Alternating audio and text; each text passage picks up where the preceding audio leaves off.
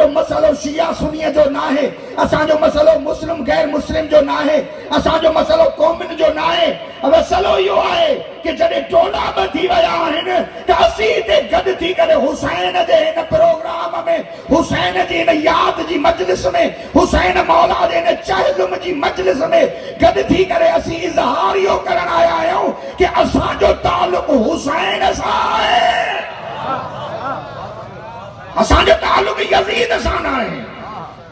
जॾहिं तालुक़ वाज़े करणो आहे त पोइ मज़हब जी हिते काई सुञाणप जी ज़रूरत कोन्हे आई, मसलक जी हिते सुञाणप जी काई ज़रूरत कोन्हे आई।